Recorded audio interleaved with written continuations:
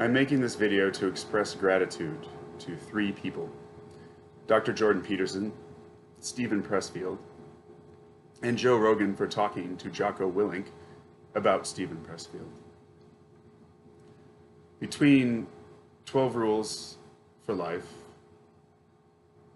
and The War of Art, not to be confused, of course, with The Art of War, I have found help that I've been looking for over 20 years, and some that I didn't even realize I needed. Whatever else you may have done, Dr. Peterson,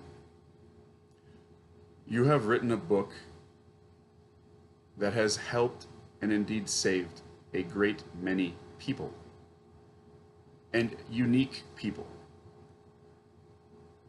I've been called many things in my life: antisocial, arrogant, an outright asshole, in several languages, actually.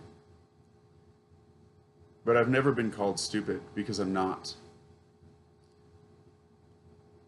I am a above average intelligent man with a particularly masculine set of problems. There's no need to go into them, but what does particularly masculine mean? Well, I had a babysitter that wanted to play with guns, and one of them went off, so I had my own involuntary hero's journey at the age of 12, which was an all-boys military academy for 6 years.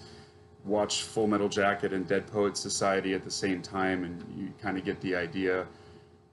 Into the University of Wisconsin, where I was immediately guilty of all sexual crime perpetrated throughout history, de facto. But nevertheless,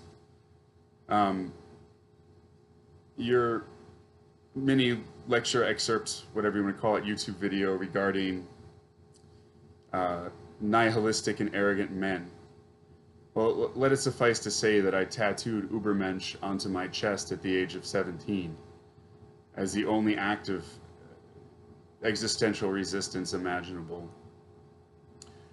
The particular irony of my set of problems is that to positively assert myself in an extremely authoritarian environment — by the way, I do believe I would have been on the side of the Continental Congress or tried to save some Jews. I'm a very defiant son of a bitch, and that's one of the few upsides of that, is that when things are wrong, I stand up. I was a bouncer for a very long period of time. It's an interesting psychological study itself, but anyway. The particular things they teach you to do at military school are extremely useful. Be very disciplined. Make your bed. Make it 10-10, right, with square corners. So in order to psychologically survive, it was necessary for me to look forward to the day in college when I could sleep in and do whatever the hell I wanted and not make my goddamn bed. Okay? This made for a colorful punk rock career, an absolutely stellar early to mid-20s. But yeah, it's not a happy day when those accrued consequences slap you in the face. Yours is the only helping hand I have seen in this fucking world for that particular pit. So whatever else you do, have done, or are blamed with, don't forget that. You are Mr. Rogers for a great many adult men. Thank you. I love you and your work.